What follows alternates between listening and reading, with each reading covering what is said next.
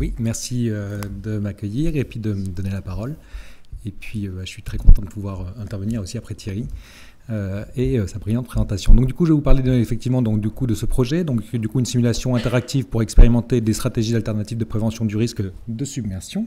Si je pense que je clique ici, ça fait quelque chose. Parfait, très bien. Et donc du coup, d'où part ce projet en fait donc du coup, comme pas mal d'études ici, de l'après-Xynthia, du constat après Xynthia, du coup, d'un manque de culture du risque au niveau des populations et des décideurs locaux en l'occurrence. Et donc du coup, le projet, lui, s'intéresse plutôt au deuxième item, du coup, le manque de culture, ou du moins essayer de cibler plutôt la cible, le public des décideurs ou des décideurs locaux. Vous allez voir que du coup, la partie plutôt population, habitants, c'est pas l'objet du coup de ce projet-là, mais c'est plutôt la partie élus et gestionnaires. Donc du coup, pourquoi on les cible? Parce que du coup, c'est les acteurs qui ont la compétence du coup gestion du risque. Et puis l'autre constat, c'était que à ce moment-là, on était en 2015, et du coup, notamment au niveau du laboratoire de La Rochelle, mais aussi dans d'autres laboratoires, il y avait une bonne connaissance quand même des phénomènes de submersion marine, et notamment du phénomène notamment de la modélisation de Xynthia. Et donc du coup, partant de ce constat-là, on se dit que du coup, ce serait quand même pas mal de pouvoir rendre accessibles ces connaissances scientifiques pour les élus locaux et les agents communaux. Autant peut-être qu'au niveau des ministères, c'est bien connu, peut-être qu'au niveau des régions, c'est bien connu. Par contre, c'est vrai que quand on commence à regarder au niveau des communes, au niveau des élus locaux de petites communes, comme par exemple celle citée par Thierry, et bien du coup, les connaissances scientifiques, notamment par rapport à la question de la submersion marine, elles n'arrivent pas forcément tout le temps jusque-là. Et donc, du coup, voilà l'objectif du projet, et donc, du coup, de permettre de s'approprier. Alors, la question, c'était aussi de se dire, du coup, c'est peut-être pas un rapport scientifique qu'il faut faire, c'est peut-être pas forcément aussi que des résultats de simulation, mais c'est peut-être aussi pouvoir manipuler, en fait, ces connaissances scientifiques, c'est-à-dire pouvoir expérimenter par eux-mêmes, du coup, ce qu'est une submersion marine, ce qu'est de la prévention de la submersion marine, et donc, du coup, commencer à pouvoir faire du lien entre, du coup, de la connaissance et de l'application locale. Et donc, du coup, d'où l'idée de partir sur une simulation interactive.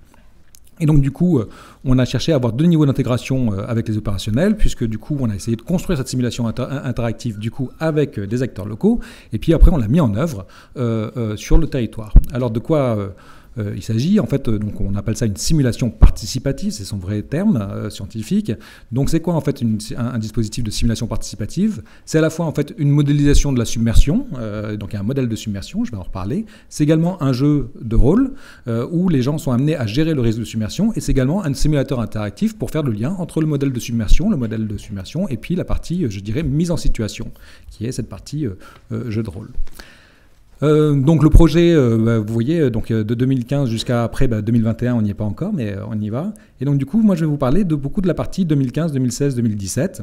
Donc du coup, à savoir le développement de cette plateforme-là, et puis son déploiement sur un premier terrain qui est l'île d'Oléron, auprès du coup de la communauté, en partenariat avec la communauté de communes d'Oléron, et notamment le fait que le dispositif était intégré du coup dans les actions de formation du PAPI d'Oléron. Donc du coup sa mise en œuvre auprès des agents techniques et des élus de l'île d'Oléron. Et du coup, qu'est-ce que ça a donné? C'est de ça que je vais vous parler. Et ensuite, on regardera du coup qu'est-ce que ça peut donner par la suite. Alors donc du coup, Lithosim, donc du coup, je vous disais, c'est à la fois un modèle, un simulateur interactif, et puis un jeu sérieux. Donc du coup, pourquoi un modèle? Parce que du coup, la première chose qu'on a faite, c'était de repartir d'un modèle de submersion. Et donc du coup, on a cherché à réutiliser du coup un modèle d'inondation, du coup, en l'occurrence un modèle d'inondation par débordement. Du coup, le modèle LISFlood, qui est développé par l'Université de Bristol, c'est celui qu'on utilise. Pourquoi on a utilisé ce modèle du coup d'inondation, qui est appliqué du coup au cas oléronais? C'est parce que du coup, il permet du coup des temps de calcul assez intéressants, puisque en 3 minutes, en fait, du coup, on arrive à calculer du coup les niveaux d'eau, pas de temps par pas de temps d'environ 20 minutes. Du coup, sur l'île d'Oléron. Et du coup, ce qu'on a fait, c'est qu'on a calibré par rapport à d'autres modèles performant, on va dire, qu'on avait à disposition et pour lequel, du coup, on a calibré, du coup, le modèle pour pouvoir coller, du coup, de manière assez fidèle à la simulation, du coup, Xintia, en l'occurrence, et on obtient, vous voyez, 66% de recouvrement par rapport à des modèles beaucoup plus performants qui, eux, tournent en 3-4 jours, mais nous, on voulait quelque chose d'interactif, donc on voulait que ça tourne rapidement. Donc c'est la première chose, et c'était le premier levier qu'il fallait lever. Voilà. Une fois qu'on avait levé ce levier-là, et ben, du coup, on a commencé alors, du coup, par exemple, moi je suis géographe, d'autres collègues sont également de sciences humaines et sociales, avec tout un bagage sur la question du coup de l'interactivité, de la relation homme-machine, des parcours, de la constitution d'un parcours pédagogique, de la perception des acteurs. Et donc du coup, on a pu déployer, une fois qu'on avait levé le verrou un petit peu calcul numérique, ben, du coup, toute cette dimension-là plutôt sociale. Et donc du coup, on a développé du coup une plateforme interactive. Donc vous voyez ici du coup la façon dont les gens peuvent là voir des résultats de submersion. Et puis vous voyez en bas à droite des petites tablettes qui leur permettent du coup d'opérer des actions dessus. Donc comment ça se passe ? Ce qui est important, c'est que comme il s'agit d'un territoire, on est maintenant à l'échelle intercommunale, et que notre cible, c'est également les élus locaux et les agents techniques locaux, ce qui est important, c'est de recréer les conditions ou la situation, du coup, de collaboration, de coopération, du coup, de travail en commun entre différentes communes. Donc, du coup, la simulation telle qu'on la déploie, on la déploie de manière distribuée. C'est-à-dire que vous voyez ici une portion de l'île d'Oléron, c'est celle qui est, du coup, mise en situation lorsqu'on crée ces ateliers de l'ILTOSIM. Et en fait, on la sépare en 4 communes. Là, il manque une petite image en 4 communes. Et donc, du coup, on va avoir des équipes de personnes qui vont jouer, du coup, et qui vont être responsables d'une commune. Et donc, du coup, chaque équipe, va se retrouver devant une interface comme celle-ci. Et donc, du coup, il va pouvoir soit sur l'interface en haut, du coup, gérer plutôt la partie aménagement du territoire, donc reclasser du coup certains territoires en zone naturelle ou les reclasser en zone urbaine, ou densifier l'habitat, ou adapter l'habitat, ou alors sur la partie du bas, du coup, jouer plutôt sur la partie trait de côte, et donc du coup, en l'occurrence, renforcer des digues, rehausser des digues, ou démanteler des digues, c'est possible, et donc du coup, l'idée, c'est de travailler en fait sur ces deux volets, à la fois la question du coup les questions du coup de l'aspect plutôt, je dirais, aménagement du territoire, et puis l'aspect trait de côte. Et on peut faire les deux en même temps, mais c'est une vision, c'est une façon de rentrer dans le système qui est différente, et ça, c'est important en termes de perception. Bien sûr, le modèle intègre également des questions de coût. Ce qui nous est remonté aussi quand on a développé avec les collègues, avec les partenaires sur place à Oléron, c'est que du coup, ce qu'ils gèrent, c'est des dossiers. On peut pas, ça n'existe pas du coup de dire tiens, je vais jouer et puis je vais créer l'île que je veux. C'est pas ça qu'on cherchait à faire. Ce qu'on cherche à faire, c'est vraiment réintégrer du coup toute la partie métier en fait du gestionnaire. Donc du coup, ils gèrent des dossiers, ils gèrent des échéances. C'est ce que vous voyez sur la partie de droite. Ils gèrent des budgets. Et notamment ces budgets, donc du coup, sont réactualisés d'année en année en fonction des actions qu'il a faites précédemment, éventuellement aussi en fonction du fait que des habitants arrivent dans la commune d'à côté et pas chez lui. Donc du coup, forcément, ça impacte sur ses budgets.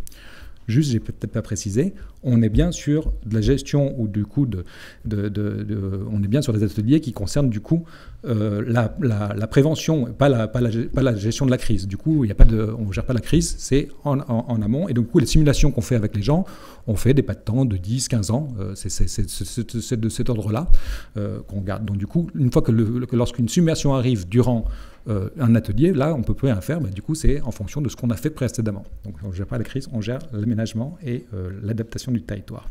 Voilà d'autres illustrations du coup de comment on installe des nivelles, comment on surélève des digues, comment on rend zone naturelle, donc tout un tas d'éléments interactifs, on va dire.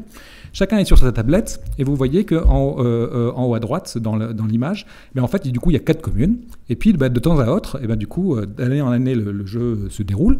Et du coup, un événement peut survenir de manière fortuite. Lorsqu'un événement arrive, les gens se lèvent, ils ne sont plus à l'échelle communale, et ils ne sont plus sur la table de leur commune, mais ils se rassemblent sur l'image que vous voyez au milieu, sur la photo que vous voyez au milieu, autour d'un autre espace qui est du coup l'île dans son ensemble. Et du coup, là, c'est la dimension collective qui prend le pas, et et bien du coup, à ce moment-là, le modèle de submersion ayant calculé les choses, du coup, on montre du coup le déroulement de la submersion et les gens constatent du coup les niveaux d'eau qui arrivent dans leurs différentes zones, notamment les zones urbaines ou les zones naturelles, etc., avec différents niveaux de représentation.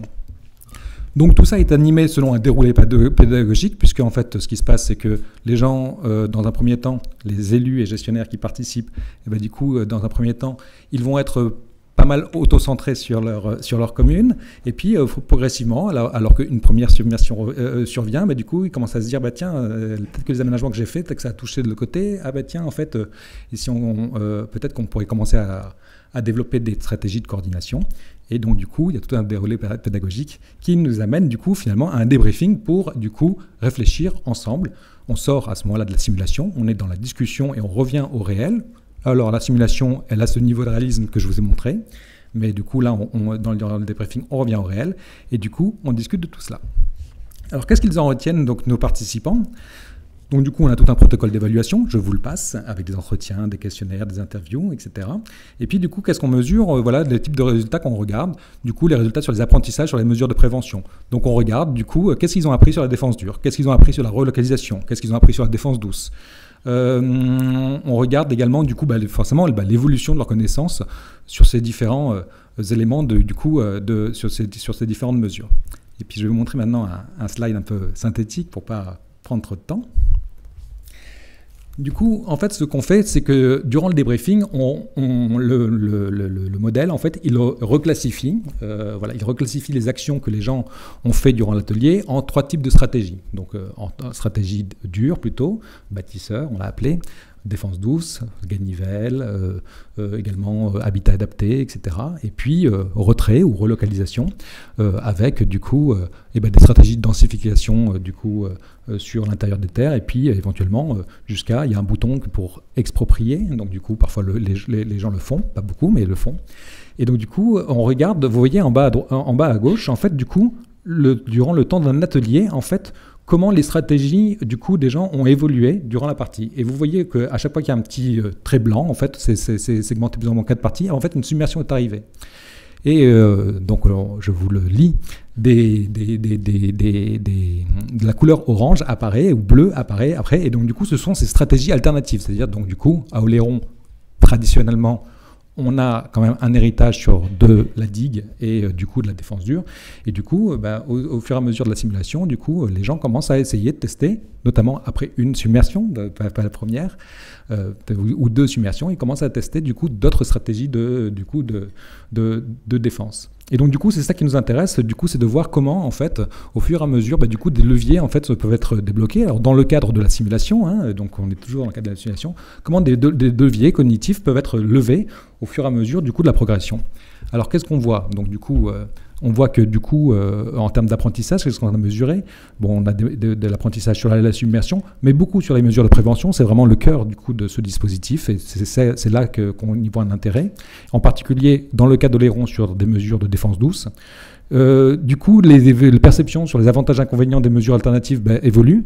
Et donc, notamment, du coup, des gens qui sont un petit peu moins convaincus ou qui voient un peu plus d'inconvénients à la défense dure, notamment du fait que il y a un coût, on regarde ça sur plusieurs années, donc du coup, et puis il y a un coût aussi à rénover systématiquement.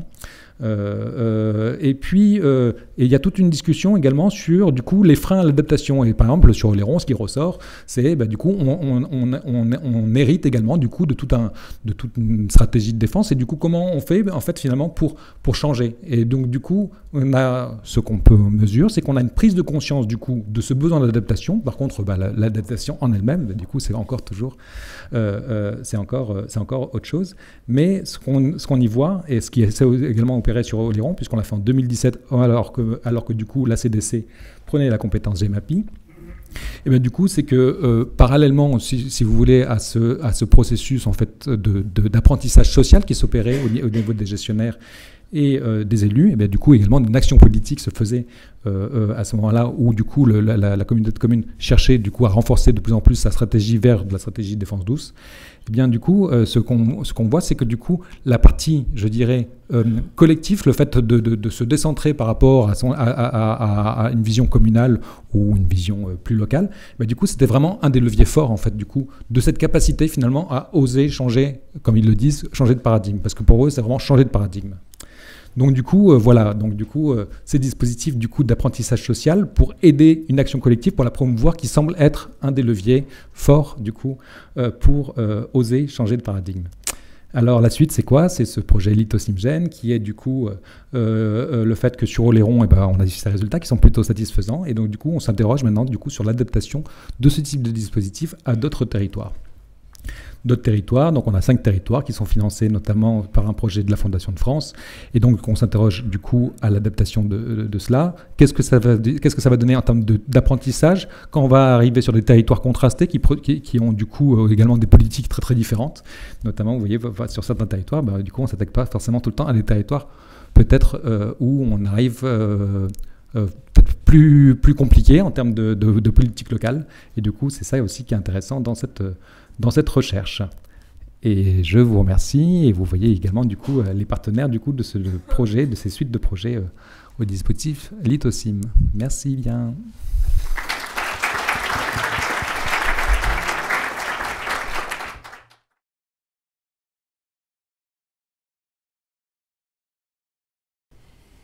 Merci beaucoup Nicolas Becus pour cette présentation. On voit qu'à travers cette simulation participative, les flux d'informations vont dans les deux sens. On transmet un message, mais aussi on récupère des leviers pour pouvoir changer le paradigme. Est-ce que vous avez des questions suite à cette présentation? Oui, Arnaud Ecat, Université du Littoral Côte d'Opale. Oui, merci pour votre présentation. Là, j'étais assez intéressé par justement toute cette question de participation de population riveraine. Et une des questions que je me posais, c'était les participants que vous avez eus. Qui sont-ils? Donc, c'est des volontaires, je suppose. Comment avez-vous fait pour les motiver? Parce que je pose cette question-là parce qu'on a un projet un peu similaire sur la Côte d'Opale, dans lequel les choses sont quand même assez compliquées lorsqu'on travaille avec les riverains. Alors, on n'est pas du tout sur le thème du jeu, mais donc justement, c'est peut-être une différence. Et l'autre question qui accompagne ça, c'est que je me dis, là, vous parlez de prise de conscience, par exemple, qu'il y a d'autres alternatives que, par exemple, rigidifier le trait de côte avec des digues, etc. Des gens qui voient qu'il y a des alternatives douces, etc. Mais est-ce que vous ne pensez pas que le fait qu'il soit dans un jeu, que ce soit une tablette et que ce soit virtuel, ce soit un peu « Ah oui, ça c'est bien, c'est chouette, on préfère ça », alors que si on est complètement dans la réalité, peut-être que les gens... Est-ce que vous ne croyez pas que ça peut être « Ah oui, mais là maintenant on revient sur la réalité, moi ma maison est là, finalement c'est bien les ganivelles et puis les œillats, mais finalement je préférerais qu'il y ait une digue ». Tout à fait. Merci pour... Je vais répondre en 2 temps, du coup. Première question, quel est le public, en fait? Donc, du coup, là, le public, ce sont des élus locaux. Il y avait notamment 5 des 8 maires de l'île d'Oléron qui ont participé à l'un des 4 ateliers proposés, soit des maires, soit d'autres élus, ou des gestionnaires, du coup, des agents, du coup, des collectivités. Donc, du coup, on ne s'est pas adressé aux riverains et ce n'était pas le but. Alors, du coup, comment on est rentré? On est en partenariat du coup avec la communauté de communes d'Oléron. C'est eux qui ont invité aux ateliers, et parmi donc du coup les 88 personnes cibles du coup sur l'île d'Oléron qui sont soit élus soit gestionnaires au niveau communal, et bien, du coup on a eu 33 participants. Donc voilà à peu près du coup le public cible qu'on a eu. Et l'autre question du coup qui est sur comment du coup le fait que ce soit un jeu, du coup, quel lien ils font, ou est-ce que ça a vraiment un sens pour eux dans la réalité? On opère 2 choses, en fait. Du coup, on opère une première chose qui est, du coup, dans un processus, en fait, du coup, d'immersion comme ça, on a toujours un moment qui est le débriefing, qui est le fait que, du coup, on revient... Voilà. Pardon. Du coup, on revient du coup au contexte de la réalité. Donc, c'est dans ces dispositifs de simulation participative, du coup, il y a une immersion et après, on sort. C'est comme ça que ça procède dans un processus d'apprentissage social. Et donc, du coup, il y a ce temps de débriefing qu'on fait. Donc, du coup, sur un atelier de 3h30, on passe 1 heure de temps en débriefing. Le débriefing, on est sur la réalité. On passe peut-être un quart d'heure en disant alors comment ça s'est passé, etc. Et après, du coup, sur les 1 heure restantes, du coup, on est vraiment sur le lien à la réalité. On ne parle que de ça. Donc du coup, ça c'est une première chose. Donc on s'appuie sur ce qui s'est passé en fait durant le moment, je dirais, de simulation, pour se questionner par rapport à la réalité. Et on est dans ce temps-là. Ça, c'est une première chose qui se fait. Une autre chose qui se fait, c'est que, pareil, ce processus-là où, en fait, on sort du modèle, on sort de la prospective pour s'interroger du coup sur la réalité, il s'opère également une deuxième échelle qui est sur l'ensemble du processus. Le processus, il comportait 4 ateliers, plus des ateliers tests. Il s'est déroulé sur une période de 6 mois. Et en fait, si vous prenez cette échelle-là, en fait, 3 mois plus tard, on a eu un autre retour. Donc on a un retour à la réalité au sein d'un atelier, et à l'échelle du processus, on a notre retour à l'atelier, puisque du coup, après ces 4 ateliers, on a fait une restitution générale qui était un autre temps, 2 mois plus tard, et après on a refait encore une chose qui était un débat, où là on a invité des experts qui du coup reprenaient des questions qui étaient ressorties durant les ateliers, et donc du coup auxquelles on n'avait pas forcément le temps de répondre, ou c'était pas forcément l'objet dans ces simulations de répondre à des questions précises, plus techniques entre guillemets, quoi. Et donc du coup on réopère du coup ce genre de choses. Autre exemple, et je fais très court, par exemple, une autre chose, c'est que, donc du coup, un des leviers, c'est ils se disent, oui, d'accord, il faut qu'on change de paradigme, mais du coup, c'est bien cette simulation, mais il nous faudrait quand même plus de données, plus d'expérimentation, etc. Donc, une des choses qui ressort, par exemple, en 2017, dans plusieurs ateliers, c'est les marées. Donc, du coup, forcément, les marées, l'effet tampon, Oléron, ça marche très bien, etc. Et du coup, pas plus tard qu'il y a... Je m'adresse à mes collègues de La Rochelle, pas plus tard qu'il y a 3 mois peut-être. Du coup, il y a eu une conférence grand public qui s'adressait également à ce type de public, qui était porté par d'autres scientifiques et qui parlait des marées. Donc en fait, c'est également ça. En fait, il faut pas du tout le voir de manière individuelle. Ça rentre dans un processus, et du coup, ça rentre dans des processus où on passe de phase du coup de prospective, de je m'imagine, je simule. Et c'est aussi cette simulation, c'est aussi ce temps qui est aussi un temps de liberté qui nous permet également d'envisager d'autres paradigmes, parce que du coup, on est dans un degré de liberté, avec des temps où on se confronte plus concrètement à une expérimentation terrain.